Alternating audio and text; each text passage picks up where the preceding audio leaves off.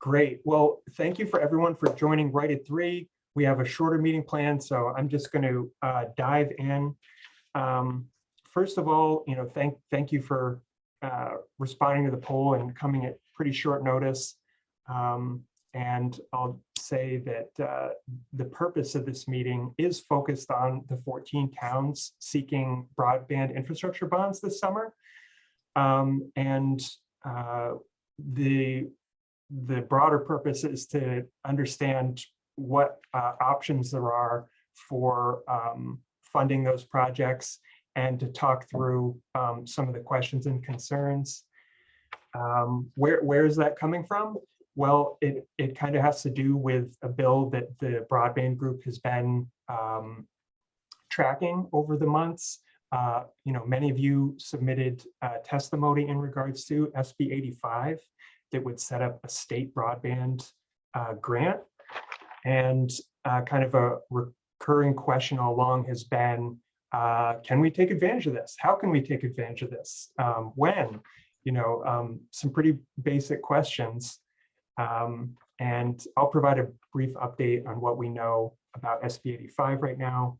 But what happened along kind of the timing of that bill progressing was an idea that Tom Bascom from the town of Greenfield asked about directly to Tammy St. Gelais. And the idea was, could we split up our bond sales to more or less buy some time to take advantage of the forthcoming state program? What we know is the state program would be established as early as July 1st, under state law, but then the program would need to be set up and other timelines set that there's no information on right now. So we know there's going to be time needed for that to take shape.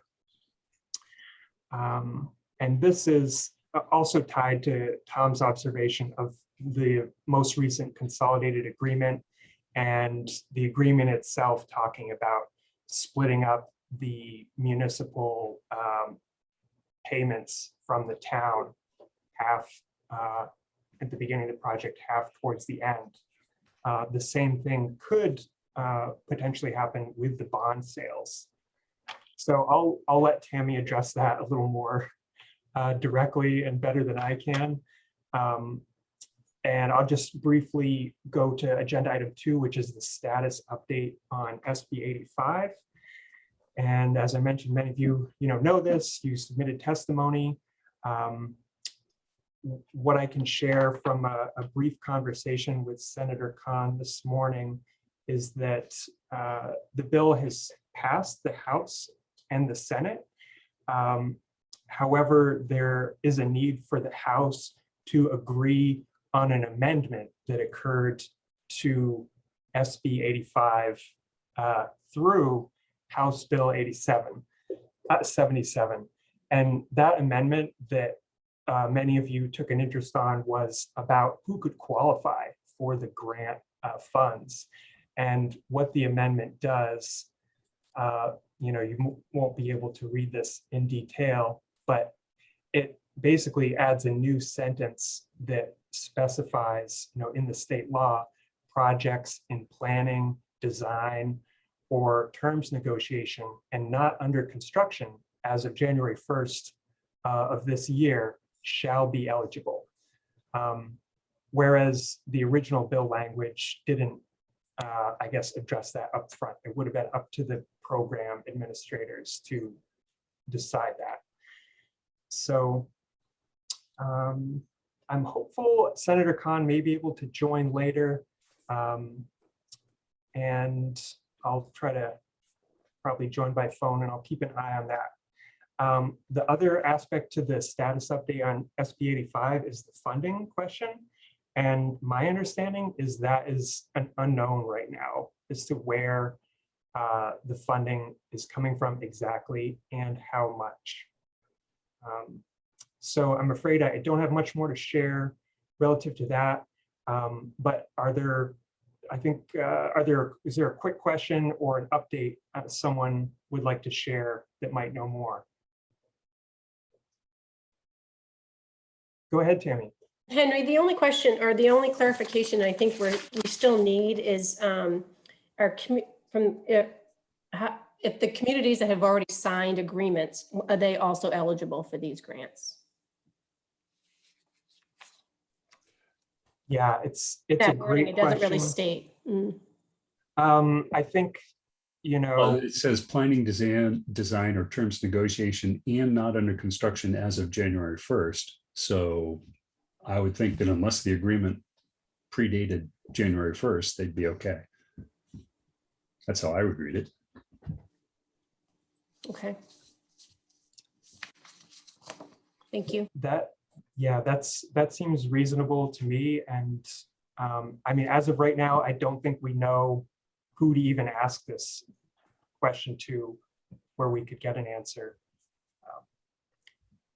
But I'll just say a blanket statement too. I'm going to be keeping a list of questions that come up, and I'll be making arrangements to post the recording of this meeting at the end of the day today, and try to add kind of a document of questions that come up and the answers as well. Okay, well, let's move on from this SB 85 for now. And I just really want to yield the floor and the time in this meeting to Tammy and folks she's working with in her office and outside to talk more about how this might work. So I'd just like to say thanks, Tammy, for joining this afternoon. Sure. Thank you, Henry. Hello, everyone, and thank you for joining us today. I would like to especially thank Henry, Tom, and the entire Monadnock Broadband Group for coordinating this meeting and for all the assistance they provided to me and all of you during this complicated process. This is new to all of us, and so they have really done a fantastic job guiding us through the implementation of these broadband projects. So thank you very much. So all 14 bond applications for broadband projects that were submitted were approved up to the full project amount by our board of directors on May 18th, with the exception of 2 communities who did not provide CPA audits. These loans were approved contingent on providing us with clean audited financial statements by a CPA. So we'll be working with those 2 communities separately. The requirement to provide us with CPA audits is a basic part of our loan application. The bond bank is here to help your communities with financing projects like these, but we really need to follow the same requirements that we do with everyone else. So we had a long discussion at our board meeting, and that's the consensus that yes, we will approve these loans. We do need at least upfront a CPA, an audit done by a CPA. So any of you who have not started the process yet or have gotten these loans, these projects approved, please keep that in mind. So we require a CPA audit at the time of the loan application, preferably 3 years worth. As well as on an annual basis, as long as your loan is outstanding with us. Not quite sure, I didn't get clarification from my board whether they would require these smaller communities to continue with audits going forward. But again, we'll be working with them directly. We originally wanted to hold our July bond, hold off on these projects by going out to market in July until we knew more about the broadband grants that are going to be, that might be available to you, either through the passing of the SB 85 or through the American Rescue Plan. And then Tom Bascom reached out to me with concerns that the grant funding application process could take several months for a decision to be rendered, which would delay the start of construction and the rollout of these broadband projects in your towns. So then he pointed out that the contracts that most of you have been considering only requires a 50% first installment to get started, with the remaining 50% paid at the completion of the project. Because of this, the idea formed that rather than requesting the full amount of the project at once, you only borrow 50% in July while applying for the matching grant funds with the state. If the grant is denied, your town could then borrow the second installment in one of our future bond issues. So this would allow you to take full advantage of the available funds from the state and federal sources so that you are not borrowing more than you will actually need. It sounds like the amendment to the matching grant legislation will make projects that are in the planning, design stages and not yet under construction as of January 1st, 2021 shall be eligible for this grant. So I'm thinking all of you would be eligible. According to your loan applications, yeah, I do not believe any of you had started your construction yet. And then we decided because of this, we would move forward with a pooled taxable broadband sale for those of you who would like to begin by borrowing only half of this project up front. So if you are interested in taking advantage of the low interest rate environment and borrowing 50% of your project in the bond bank's July pooled sale, you'll need to let us know as soon as possible. We have no way of knowing what interest will do from now until next year. Our financial advisor is currently working on a preliminary structure to give us an idea of what the market rates look like today. So I can share this information with you once I receive it. And just to give you an idea, in July 2020, the 5 broadband projects that we pulled together and put out into the market had a 20-year taxable rate of 2.04%. So I'm assuming they're right around that, maybe a little bit higher, but they're still low rates. So Renell would then send you a loan agreement and your certificate of vote that needs to be voted on and approved by your board and returned to us by Monday, June 21st. So please verify the amount of the loan agreement in the term. And if you would like to change the term because it's a lower amount to say 15 or 10 years to give you a lower interest rate, you'll need to let us know that as well. Another thing that I'm not sure you all aware, but you can include your bond counsel fee in your loan. So we would also need to know that as soon as possible. And that's why I put my contact information in the chat box in case, so that just to make sure that you all reach out to me one way or another to let me know. So if you could please verify with me by week's end, whether or not you'd like to move forward with borrowing 50% of your funds now in our July pool. You can still decide to borrow 100%. It was approved at town meeting at 100%. If you just want to borrow 100%, if you don't want to borrow anything now to see what grants are available, that's your choice. We'd like to help those who want to start their projects be able to do so. So just make sure you check with your agreement with your broadband provider to make sure that 100% funding is not needed up front, that it does have that 50% or even 25%. I think some of the agreements have 25%. And whether or not you want to change the term of your loan, we need to know that as well. And if you'd like to include your bond counsel fees in your loan. And then there's a few of you who still have outstanding information, that's legal information that needs to get to Renell. So if you could have that done as soon as possible. So once the loan agreements are returned to us on June 21st, we'll put a structure together and advertise in the capital markets the details of the sale and what we put out as a preliminary official statement. You'll be able to review this on our website after June 23rd. I'm assuming you all have our July bond sale schedule, and if you don't, you can go to our website and it's on the front page.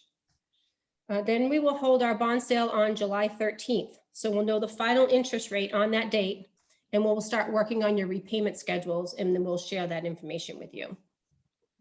On that date, bond counsel will prepare your bonds and closing documents, and then we'll send them to you for signatures to be returned by, we'll send you, that'll be done on July 16th, sorry. And then these will need to be returned back to your bond counsel by July 27th. We will confirm your bank wiring information so that we know where you want to put your bond proceeds, and that will be in your account on August 11th. The bond bank will then invoice you semi-annually for your principal and interest payments that will be payable to our trustee, US Bank. And just so you know, payments on your bond bank bonds are due 30 days prior to the bond bank's payment date for all loans outstanding with the bond bank. We will request that you send your annual financial statements to us each year as long as your loan is outstanding with us.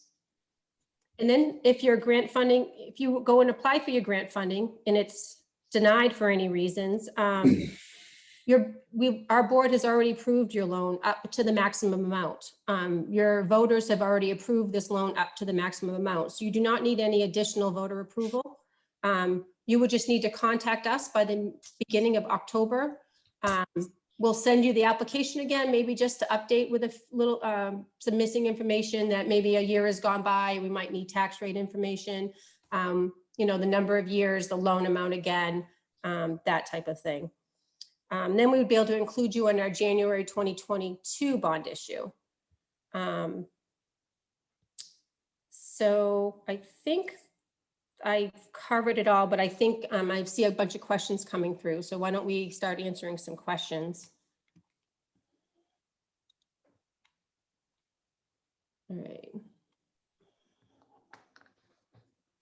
Yeah, this. Yeah, go ahead, Tammy. Or when grant funding is going to be available. I don't know if Tom or Henry can answer that question.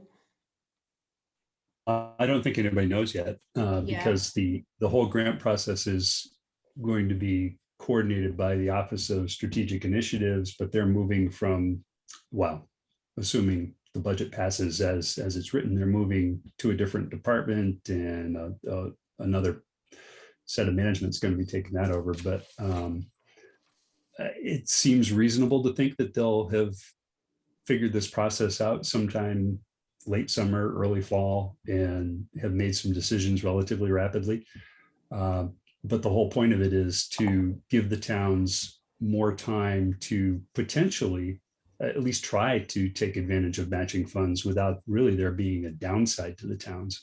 You know, by delaying the second set of payments, if we can get matching money, then we're able to apply that and not borrow that money from Tammy. If it doesn't work out, then we just proceed as if you know, as if none of this matching money was available, and we get a second set of loans from the bond bank.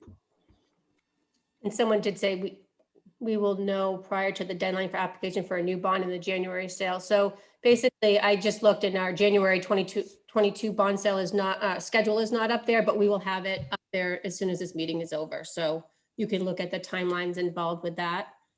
But say you don't want to borrow the 50% right now because you don't know what type of grant money you're going to get, and you just want to wait till see what it's all said and done. And you don't fit into the January or the July bonds sales schedule. We can also help you with short-term financing with a bond anticipation note until you get to one of these or one of our pools. So it would help you with short-term financing in the meantime. Yes, getting 100% would prescribe receiving a grant. Right. And then what if town meeting vote is not till June 12th? We realize some of you have not had your town meeting yet. We're moving forward as if it does. So loan agreements are not due back until June 21st. So the June 12th meeting would be in that time frame. So June 21st is really the deadline. When you have we have those signed loan agreements, that's you committing to be with the bond bank. So by June 21st is when those signed documents need to be back, and then that commits you to the sale. Okay, so if you get 100% of the bond and it turns out we get a grant, does the town need to return the 50%? You don't want to bond 100% if there's a possibility you're going to get a 50% grant, because once you borrow through the bond bank, you cannot pay your bonds off early. So you would be stuck with the 100%. And it looks like, John, you have a question? Yes. Has anybody had a conversation with Consolidated regarding the user fees and if they would negotiate those down? Because that's obviously the benefit here, is trying to get the user fee down for our residents. This is Rob Mitchell. My understanding was that the actual fee would be negotiated based on what actually transpires with the bond, and that could go down but not up beyond the $11 is what we were told. Okay. Yeah, because you know, we're trying to negotiate an agreement now, and if we had to wait a year to reapply for a bond, I mean, that kind of changes things a little bit, but I guess we'll talk to them. Thank you. Yeah, because if you're only borrowing 50%, right, you're going to have, the payments are going to be in half. So you think that they would also change that agreement.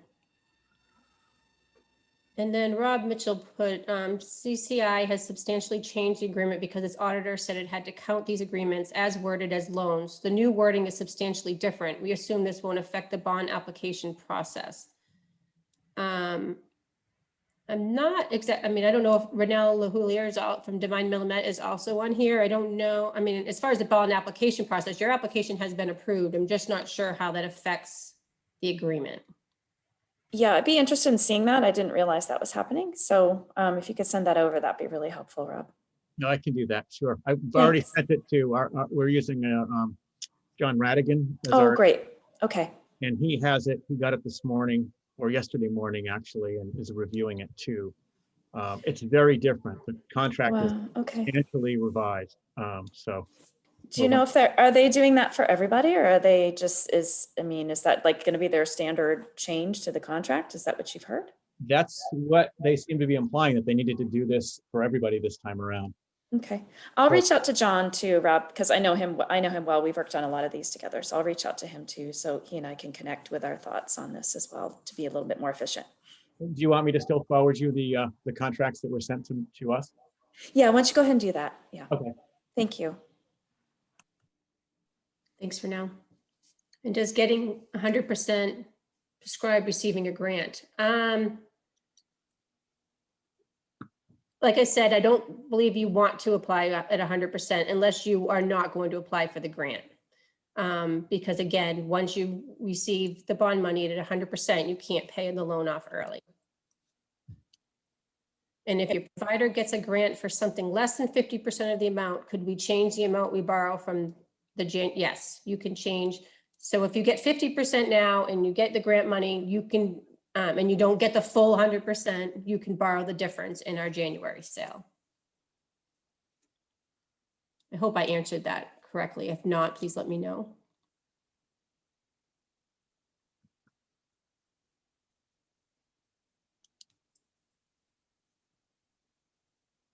And then one of the questions, well, Rob Mitchell, you had a question from Sandy Pierre. Could you please repeat when you received a revised contract from CCI? We received that last week.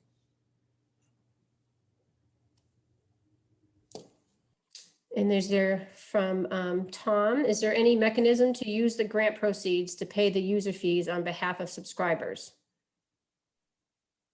That, I'm not sure how to answer that. Renelle, would you know how to answer that? I'm not even sure Renelle would know. Yeah, I don't know the answer to that. No, that might be a question, Henry, if you want to Yeah. pass on. Mhm. Good point. And then from Molly, how are towns planning to write these grants with help of CCI or hiring grant writers or writing yourself? Again, I don't think we've seen enough information yet. That might be another question for Henry to write down and get answers to.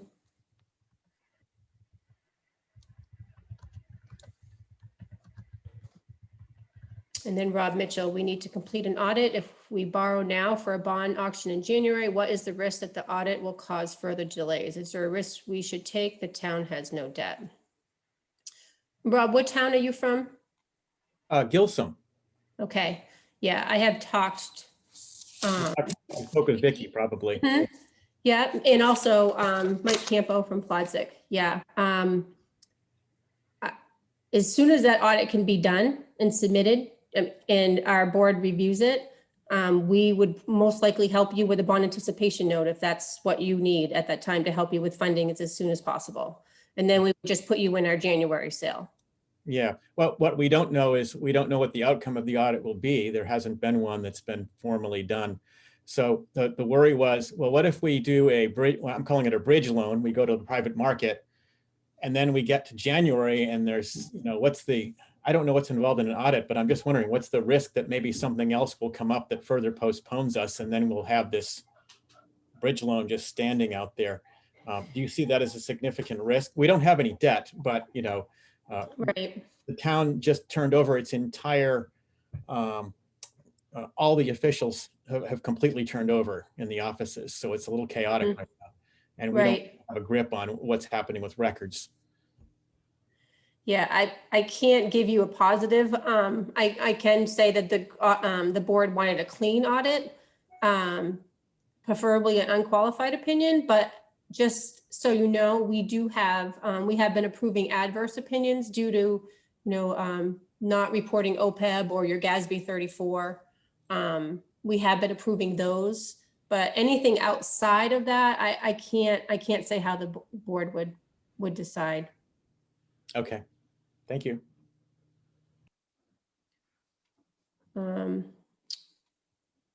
Alicia, what about those who have already submitted for the full 100% ahead of today's meeting? You all have submitted for the full 100%. I have taken all loans, divided them in half, and and started putting loan agreements together. But I'm not going to submit them or go forward with this until I hear from you that that's how you would like to proceed. Do towns recognize, and this is from John, Senator Khan, do towns recognize how to reduce their bond needs contingent on grant funding? Senator Khan, did you want to speak for a minute? I could do that. Thank But thanks, Tammy. Sorry I missed part of your presentation, but Sure. I'll catch on quickly. So my question is that, we don't know the timeline for distribution of grant revenues. We just know that the legislature's intent is to have a broadband matching fund in place and to fund it somehow. And I think there will be funds available to do that. Otherwise, I mean, that's why we're doing the legislation that we are on House Bill 77. The point of those dollars will be to reduce the town's portion of total cost. So if total cost is, let's say, $100,000, just for sake of small numbers and easily understood, there is, just based on what I've seen of the various projects, and Henry is keeping good track of those, it seems like the match from providers is about a third of the total cost. I think that third of total cost will hold up in spite of whatever the grant monies are. Meaning, I don't think the intent of the grant funds is to reduce the provider's share of total cost. So that if there is some funding, say 50%, and you've got 30% that might be coming from a provider, you see the remainder that is left of that $100,000 might only be $20,000 to the town. And I don't want to ask this question to put everybody on a freeze because that's the worst outcome, right? You've got voters who've approved this, and you don't want the warrant article to grow moss. There's certain expectations to be met. And you don't know that in the end, will the matching fund be 50-50? If demand outstretches the dollars available, there could be other distributions, right? So I'm sorry that this is not clear. What's good about the legislative intent on behalf of towns by Senator Bradley and myself is we don't want any project that begins after January 1st of 2021 to be disadvantaged because of the availability of funds occurring after they've approved their warrant article. We don't want that to just be a barrier.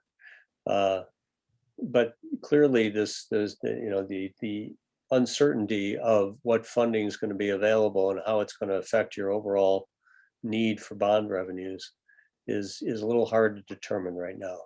Your approach maybe of the 50% might be a wise idea. And I guess that's what I guess your reaction to this scenario I just painted. Can towns then put language into the bond issuance that it can be used both for broadband and for other improvements as determined by the town?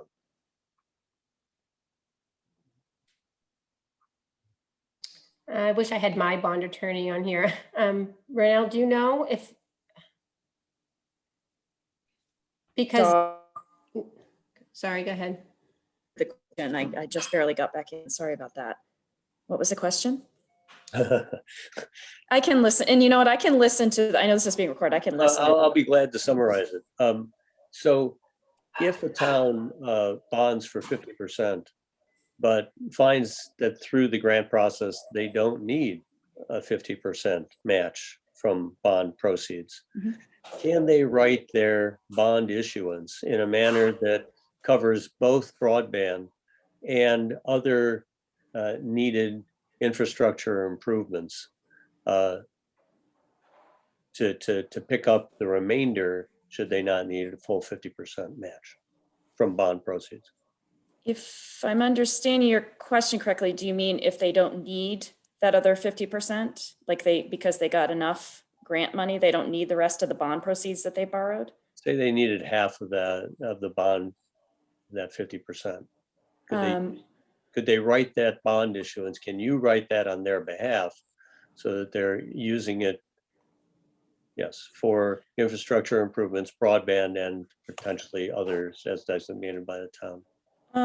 Well, I think we're talking about two things. So the bond issues that have already passed versus the one that have been. That's the hang up, isn't it? Yeah. Well, but I think there's two ways you can deal with that. I mean, if you issue the bonds and you have what's called unused proceeds that are left over, you don't need them. There's a couple things you can do. You can either put those, have a town meeting vote to use those unused proceeds for another project, or you can use them to make debt service payments as they come due, principal payments only on the bonds. So if that's the case where they've already approved their bond issue and they issue bonds, in your example, $100,000, and they find $20,000 because of the matching grant funds, then that's what they could do with that $20,000. The other example, the more proactive one, is trying to figure out going forward with communities who haven't passed this yet. I think that's your other question is could you write the language of the bond article to, it sounds like, cover other types of projects other than broadband? And I think the answer to that would be no, because you have to have a single purpose for your bond project. So unless it was related to somehow something that was integral to the broadband project, I don't think you could write that to say, the town hereby raises and appropriates $100,000 for a broadband project and a sewer project, another type of infrastructure. So those are my initial thoughts on that. So Could they have two warrant articles that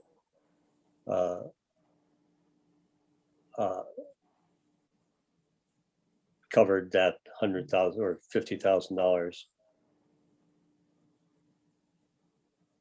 with the first use of those dollars to be towards broadband, and then the second use, if available funds remain, on the second? well, you can't write a bond article. It has to be a single. Essentially, you can't, tie voters to voting for one and not related projects. Not sure if I'm answering your question.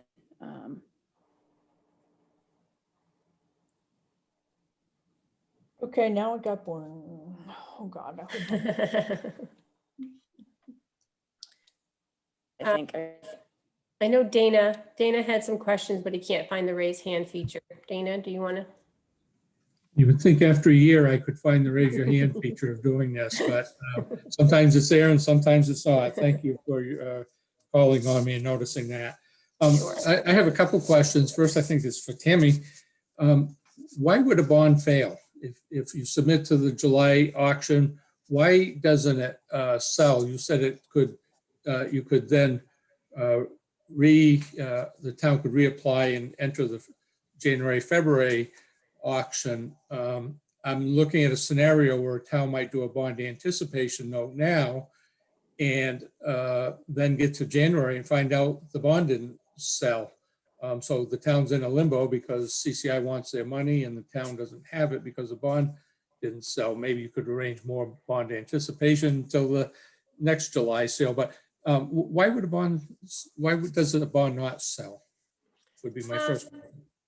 We go out into the market twice a year in January and July. The only time our bonds are always bid on. There's never been a time that they have not been bid on.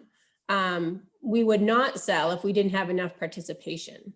So say, we only had a $2 million worth of bonds, it just wouldn't cover itself to pay all those issuance costs. All those issuance costs would be in the interest rate. And so it might not be feasible at that time. And then we would help you with short-term financing through a bond anticipation note to get you until the next bond offering. Your loan has been approved and until you up to that full loan amount. So there's no reason why it wouldn't sell. Okay, so looking forward, you see what the bond sale looks like sort of for July. You don't see that as a big risk for what we're doing now for towns? No.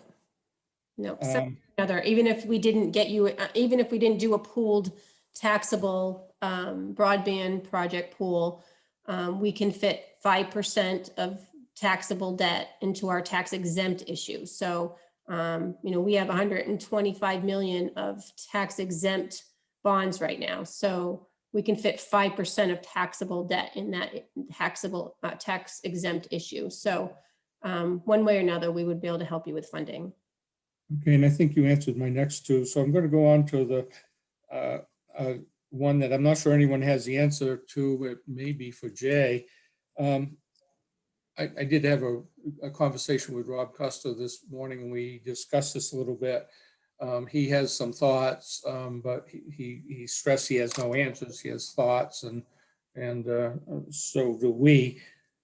Do you think that the OSI grant will be for half, assuming it's a 50-50 if the funds are available and it's a 50-50, is that 50-50 of the bond amount? So in Fitzwilliam's situation, 1.622 million, or is that 50% of the project, which is with Consolidated's contribution about roughly $2.8 million.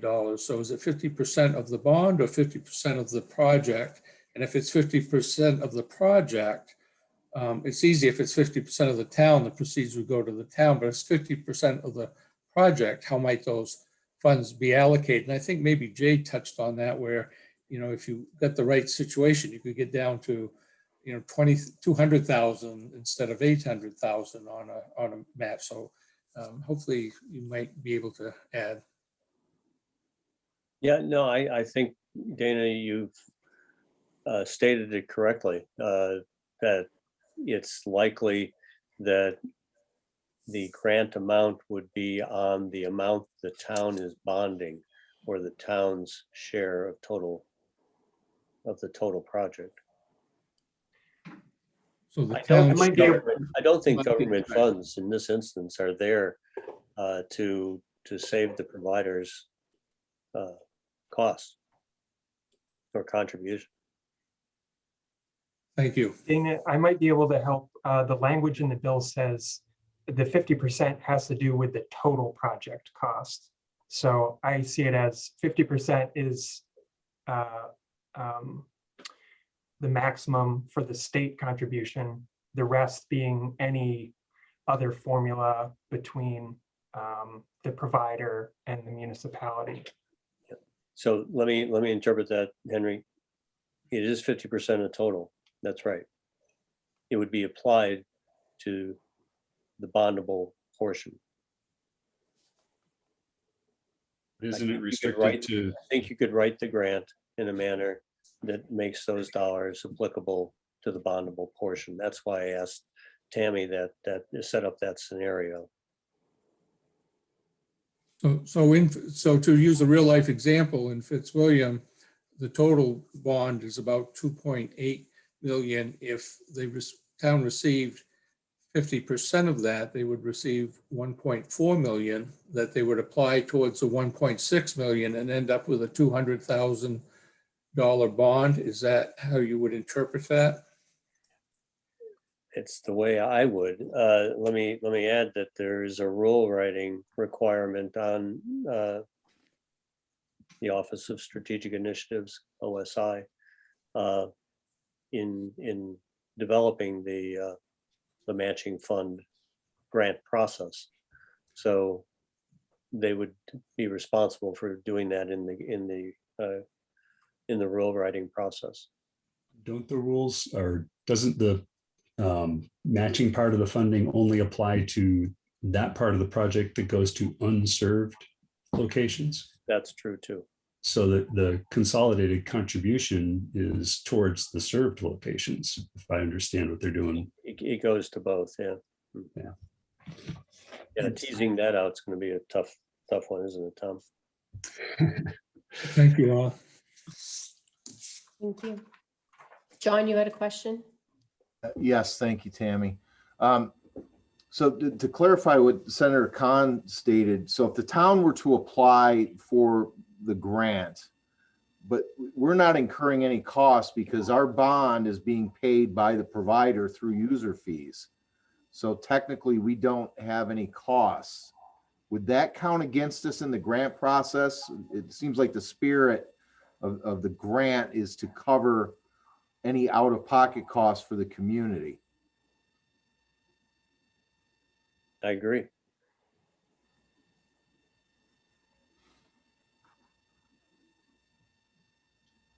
Okay.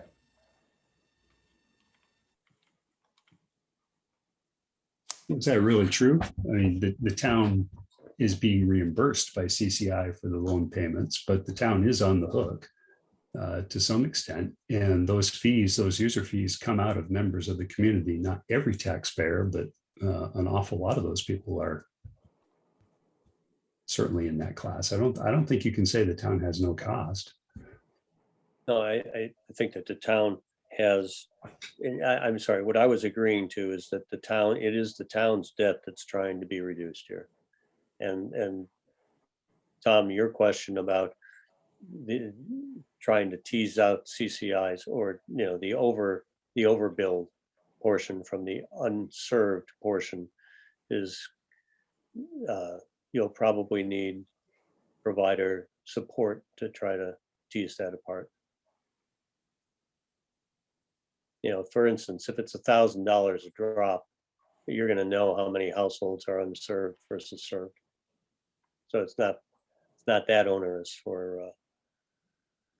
of a process.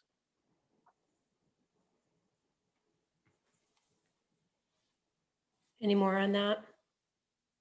Joanne, she had a question that we had. Do you know of any of the providers are intending to apply for grants?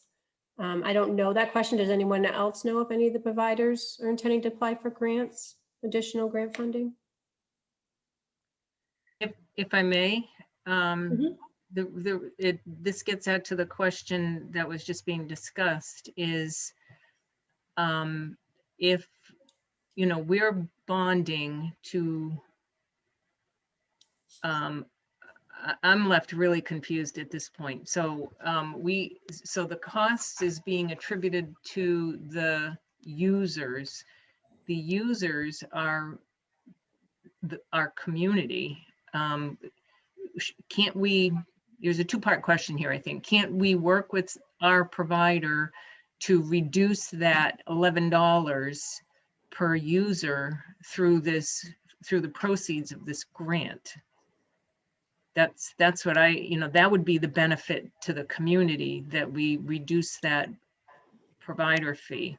And my earlier question is, are we actually competing against the providers, as was the case with this, with funding last year at this time, where it was clearly geared to the providers for grant funds.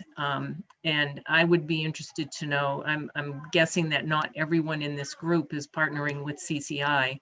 I'd be interested to know how many communities have discussed this with their providers and their partners in the project, and whether it makes more sense for the providers to make the application if there's so much complication and nuance with the bond offering. Henry, this is Dana. If I may, I might be able to contribute. I had that discussion or a similar discussion this morning with Rob from CCI, and I asked who would be applying for the grant. Is it the town that's applying for the grant, or is it like the CARES Act last summer where the providers applied? And he said, although again, he's speculating somewhat, that he believes it would be a coordinated effort, that they're not going to be, that they won't, he doesn't think that they'll be the one applying like last summer, that it'll be a combination of the town and CCI, and that because CCI has the resources that towns don't have and a lot of the information, that they will do a lot of the heavy lifting as he sees it, but that both parties will have to be involved in that process. And that's how he sees it unfolding at this point. One thing that the provider can't do that occurred this last time is they can't do it without partnership with the town.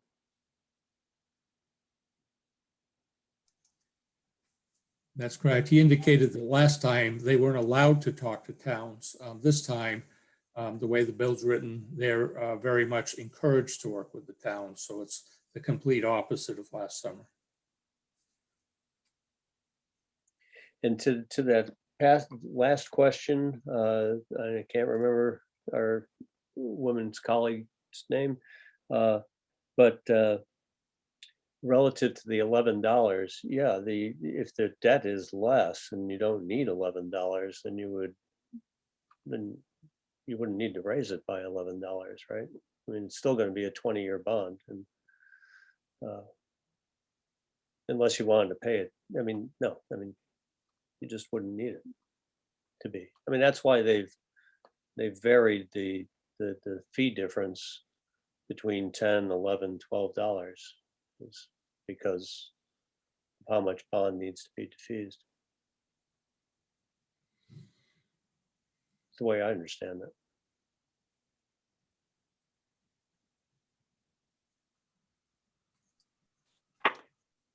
Henry, is that your understanding too? I mean, yeah, I think that the rates seem to be set specifically based on, you know, how big the bonds are. Personally, I've wondered if the agreements, the contracts are a way where that Joanne's question could be addressed. You know, the agreements would say clearly if, you know, other you know, funding comes in, it would reduce, you know, the monthly bond recovery fee on, you know, such and such time interval. I'm not sure how it would be worded.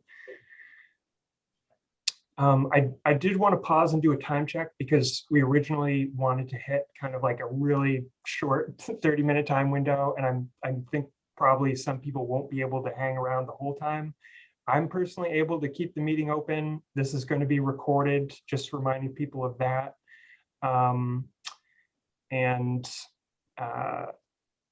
I think the key thing, and before we keep on going, Tammy, is that in your intro, you mentioned like a really key deadline that I wanted to come back to, and I think it was essentially Monday, June 21st is a deadline where you need to hear from each and every town whether or not they want to split up their bond sales into July and January, or, you know, keep it all in July. Am I remembering that right? Yep. So well, June 21st is actually when the loan agreement and certificate of votes are due back. So I really would like to hear by the end of the week, because we prepare the loan agreements. We send it to Renell. Renell needs to review them and then send them out to you. Then each town would need to have a board meeting to approve the loan agreements and the certificate of vote, and then signatures are required. So those are all due back by June 21st. So it is time sensitive, where we only have a couple weeks We don't really only have the rest of the week, I think, to make the decision. I need to hear from you so we can get that documentation out to you so that you have time to get the approvals and signatures that are needed.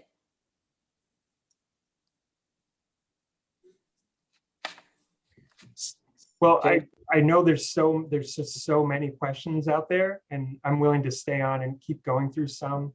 And I think it sounds like some of them we're not going to be able to get answers, in a couple of weeks.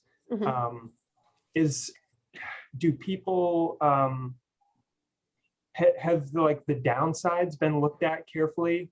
Like, I guess the question is, how safe is it to split up the bond sale? Will towns be able to stick to their original project intent just as much as they would by going 100% in July?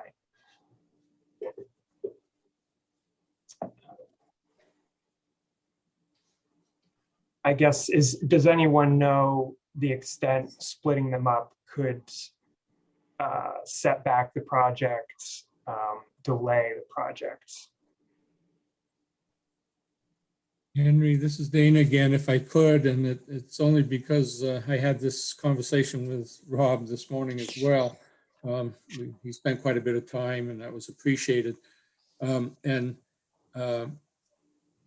He said that because all of this is fluid, they're watching it carefully, but he assured me that they are very interested in doing what's best for the towns, and they understand that there might be some glitches along the way where a town might get the bond, but the second half of the funding's delayed, and even though it says there's a 25% payment due as work progresses, that they want to make this work, and they want towns to have to pay no more than they have to. So is there a risk?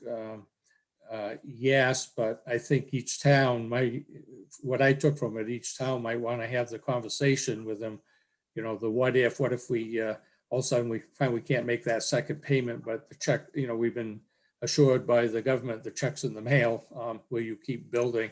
And I took from that conversation with them that they're gonna keep building. They're not gonna hold up because the check is 30 days overdue, as long as they have some assurance that indeed the program's working and it's coming. Tammy, if I could, I'm sorry if I'm interrupting on somebody else's question. Dana, I'm sorry. I think yours was a statement, right? Tammy, grant proceeds could be used to pay down debt, right? It can, but you cannot prepay on your loan. So say a community another option for your communities is to go to your local bank and see if they would lend you the 50%. Even the 100, you can pay off your loans early with a local bank. You cannot with the bond bank, because we're pooling all of these loans together and putting out one New Hampshire Municipal Bond Bank bond in the market. So that's our bond, and we're just loaning money to you with that bond. We are on the hook for that bond for the 20 years. So there's no prepayment on our bonds. So that's why we wouldn't want you to borrow more than you need. Thanks. And Tammy, this is Dana.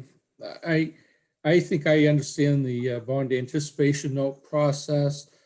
Some other people on the call may or may not. Would you review it for us? I know some of our town administrators are on the line. Would you review that process if we chose to go that route in July and then enter the February sale or January sale? I think, because we've talked to you about that. So another option would be to do, it's the same bond application, which we've already have with all of you. We would do an RFP to local banks, and you would just do short-term borrowing with them until you borrow the full amount permanently through the bond bank. So basically, if you borrow the money, say you have a $500,000 project and you don't know if you're going to get $250,000 through the grant, you could borrow the $500,000 And then come January, you get the 50% grant, then you pay off the bond anticipation note with your proceeds from the bond in January, and with both the bond and the grant money. And then you would just pay the interest that's due. So basically it's the same bond application. It's giving you short-term financing because you're not exactly sure the exact amount that you want to bond. And then you can wait in January and do it at that time. So that's another option. And Tammy, what would be the timeline on that January issuance, much like you just described for your July issuance? Yeah. Yeah. So we would need to have all applications updated and back to us by October 29th.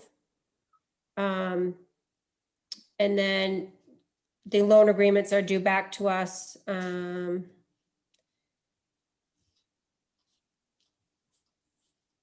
December 10th. We would sell on January 5th, and then your proceeds would be in your account on February 10th. Tammy, can you clarify something for me? And maybe other people were confused too. The two statements were made. The first one was that you cannot pay off bonds early. There's no prepayment. And then the second one was that you can do, quote, short-term borrowing, which I'm assuming means through a local bank until you get the grant, and then pay off the anticipation note in January and just pay the interest that's due. That I got confused there. Okay. What are we Yep, talking so about? Yep, so once you bond with us long-term, you cannot pay the bond off early. Short-term note through a bond anticipation note so say we have it coincide with our January sale. So we would have it coincide to February 10th when you receive your proceeds. At that time, say your whole project amount is 500,000. You borrowed a 500,000 bond anticipation note to expire on February 10th when we do the bond in January. But you only need 250,000 at that time because you received 250 in grant money.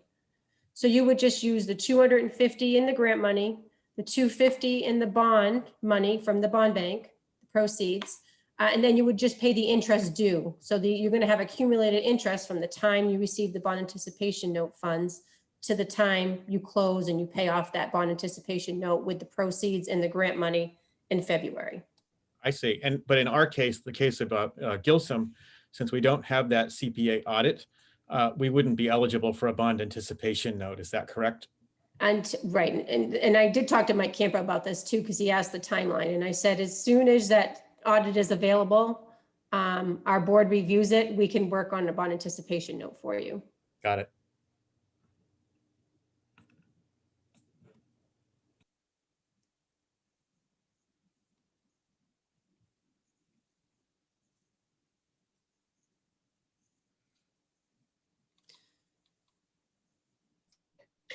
Well, the questions have slowed down. Is in all of the, not chaos, but the large number of questions, did we miss anyone's question that they submitted? Okay, I know Jim Casey had a question here. The town could take 100% in July. If the provider town succeeds in getting a grant, say a 50%, then 50% of the bond proceeds could sit in our bank account, and contractually we could have it that our provider merely makes us whole on the difference in the interest rate paid on a deposit and the rate charged on the bond. The provider at least avoids having to repay that principal, so comes out ahead, I think, anyways. Jim, can you clarify that just a little bit? I mean, because if you take out the full 100% in July in our bond issue, again, you cannot, and you receive grant money, you can't pay your bond off early. Correct. No, I understand that. What I think though is we're introducing new money from the grant. And so, but we don't know whether we're going to get it or not. So we take the full 100% now and we're on the hook for 20 years to repay that whole 100% with interest. But basically we're not extending 50% of it to the provider. We're just going to ask him to make us whole on whatever interest, minimal interest we get on a bank deposit with what the interest payment to the bond bank is, and then at least we have less credit risk to the provider. You know, we're sitting on that 50% in our bank deposit, which will amortize down over the 20 years. So to me, it just seems like the one who benefits most from this is the provider. The town benefits because it does reduce our credit exposure to the provider. But economically, we're sort of, if everything works properly, we're indifferent because we're going to get paid by the provider to be made whole on whatever our obligation to the bond bank is. So I think, unless I'm missing something, why not go for the full 100% now, lock it in, and then contractually have our provider just say, if I don't use it from you because I don't need it, I'll just make you whole on your interest payment obligation. Renell, how would that work? Because they can use any extra funds to pay down debt service, principal amount. I don't know if Renell's Yeah, still. I don't know if there's any, restrictions in that. It seems like that, I guess it sounds like the rulemaking will give us some more clarification on what we can use the grant funding for. So certainly, it seems like what Jim is saying contractually, if between the provider and the town, if they make a contractual obligation that is the way the grant proceeds are spent. I mean, it's not first of all, these are taxable bonds, so we don't have to worry about arbitrage and rebate and all the fun things we have to, be concerned with if it's a tax exempt bond. That's a really good question. I don't know the answer, but I think that's,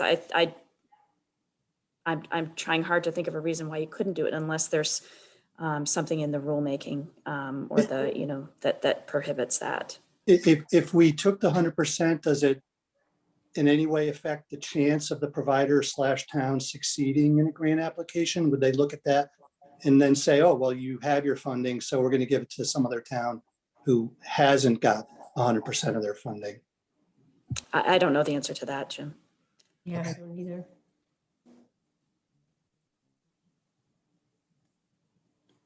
It just seems to me that to the town, I mean, we have risk, we have credit exposure to the provider, but we also have risk that something else falls through the cracks or interest rates go up by January, which is likely, or more likely than they're going down any more than they already are. Mm-hmm. And it just seems to me as a fiduciary for the town, I'd get the money now and lock it in. And then, I don't even, I'd have to look at our contract. I don't know if our provider has the right to refuse taking it from us and then thereby putting himself on the hook to repay us with interest. I think he's obligated, but to me, it just seems, why not lock it in now, unless it's, I don't know, I have to think it through a little bit more, but there's risk either way, I guess is what I'm saying. Jim, are you working with John Radigan on your contract negotiations? I can't remember. We are, Renell. Yeah, I would run this by him. He's got a real good handle on all this stuff. So I think that would be smart to run that by him. Okay, I think. Yeah, Jim, thanks for bringing that up. And certainly I like the thought process of making sure that the money is available. And you're right, since basically the town becomes a pass-through for the payments being made by the provider to service the bond. So essentially it's a wash to the town and therefore doesn't increase the tax rate. That's the beauty of this program. The concern that I have is that right now there's question marks about what goes into that grant process. But we have to have the answer by Friday as to how much for in a bond. I don't think, from what I heard, I'm not sure that we're going to have the answers to this. And if we lock in at 100% on the grant, on the bond amount, that it sounds like that might put us at a disadvantage to getting the grant, any grant money. Now, of course, the underlying question here is if we want to actually have an impact to the townsfolk, it's through that end user service fee, which I think the only way to deal with that is through renegotiation with the provider to lower that based on the decreased service cost on the bond. Right. Yep. Agreed, Tom.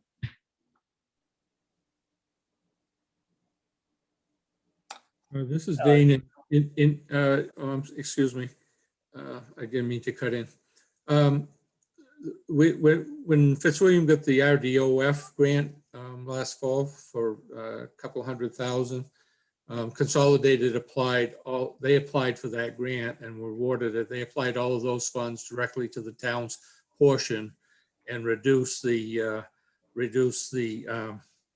town's subscriber fee by a couple of dollars. And my conversations with Rob were that they would be doing this the same this time, that if the bond goes down by 50%, they're using those fees to pay that down and would lower that fee. So I'm confident that that would be lowered, as they did before for us, for our town.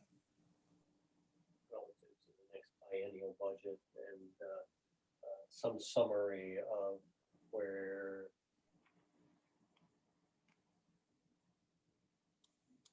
All right, so I'm sorry to put a big deadline for all of you. So there's definitely some decisions that need to be made by each of you to let me know by Friday how you'd like to move forward. Whether or not we do 50%, 100% in July and do the rest in January, or if you want to wait till January. And then we can work with you with the short-term funding with the bond anticipation note in the meantime. So I'm hoping we give you enough options that are helpful.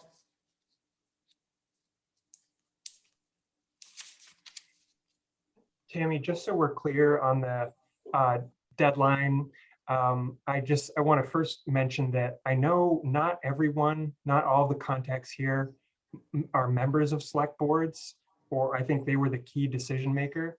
So there's going to be a need for, I think, some follow-up of attendees to their select boards. And also select board meetings themselves sometimes don't happen on a weekly basis. And I think it's likely that if there needs to be a vote at a select board meeting, the earliest that might happen for some towns could be next week. Okay, let's do this. I need to know definitely if you're in June 21st. If you, we can turn around and give you a loan agreement at 100%, 50%. You can bring it, you have to have a meeting anyways to vote on it. So it doesn't mean you have to vote on it and approve it at that meeting. Say you went for the 100%, but you decide at that meeting you want to do 50%. It's just simple replacing those pages in that loan agreement. So, you know, I need to know how you would like to move forward by Friday, whether I need to give you a loan agreement. That's basically the question that I'm asking. Do you need a loan agreement? We'll send that to you, and then you can make that decision at your meeting that you schedule. And as long as I have the loan agreement signed back and with the right term and amount by June 21st, that'll work as well.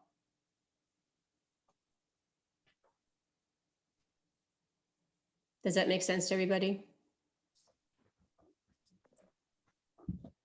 So it sounds to me like you need our preferred option this week, but that if the select board changes their mind 2 weeks from now, we still have time to make changes. Okay. Yep. Okay.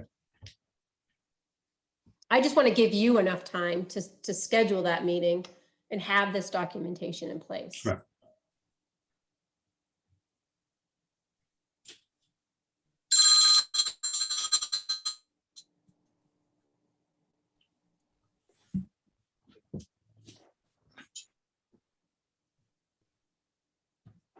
And of course, if I haven't heard from you by Friday, I'll reach out to you.